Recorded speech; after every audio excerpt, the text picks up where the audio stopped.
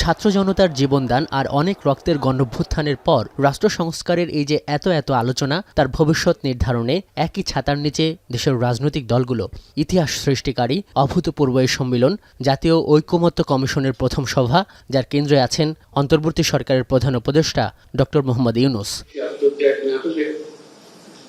আমাদের মনে প্রশ্ন থাকলেও সেটার জবাব খোঁজার আমাদের কোনো সুযোগ থাকতো না।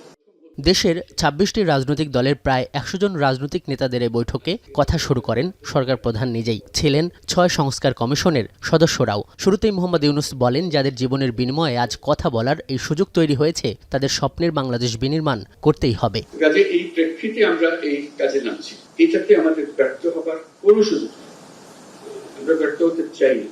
এখানে প্রধান উপদেষ্টা বলেন, রাষ্ট্র সংস্কারের উদ্যোগ এবং এর রূপরেখা নিয়েও বলেন, অভিজ্ঞতার আলোকে সংস্কার প্রস্তাবের যে ঐতিহাসিক দলিল প্রস্তুত করেছেন কমিশনের সদস্যরা, সেটাকে মূল্যায়ন করার দায়িত্ব রাজনীতিকদেরই।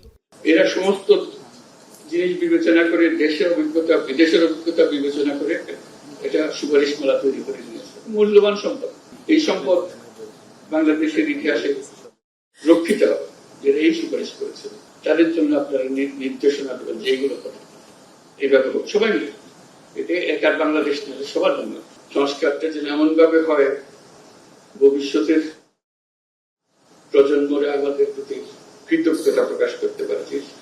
গণঅভ্যুত্থান পরবর্তী বিশৃঙ্খল পরিস্থিতিতে দায়িত্ব গ্রহণ, পরাজিতদের ষড়যন্ত্র, আন্তর্জাতিক সমর্থন এবং জাতীয় পর্যায়ে অভূতপূর্ব সমর্থন নিয়ে কথা বলেন ডক্টর ইউনূস।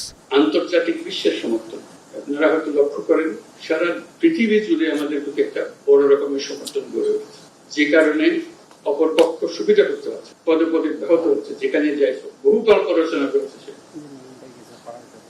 গল্প টিকাতে পারতেছে, শেষমেশ ট্রাম্পের হাতেই আবার সে গল্প চালাতে পারলো না। তারা ফিরে আসার জন্য অত্যন্ত ব্যাপক, প্রতিটি দিন তাদের জন্য মূল্যবান, দেরি হলে তাদের জন্য অসুবিধা।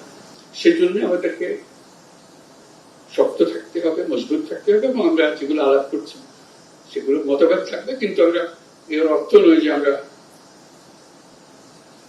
একত্র নই। গণহত্যা নিয়ে জাতিসংঘের মানবাধিকার কমিশনের প্রতিবেদন ও আয়নাঘর পরিদর্শন নিয়েও মন্তব্য করেন প্রধান উপদেষ্টা। বাংলাদেশকে ঘিরে যে অপপ্রচার চলছিল, এক প্রতিবেদনে সমস্ত সমাপ্ত।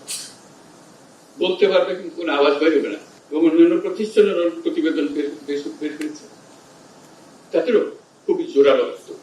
আমরা সেদিন আয়নাঘরে গেলাম, মানে মানুষ কত নির্মম হতে পারে, বিভৎস দৃশ্যের সৃষ্টি করতে পারে, নৃশংস করতে পারে, এর চেয়ে বড় নমুনা পাওয়া যাবে।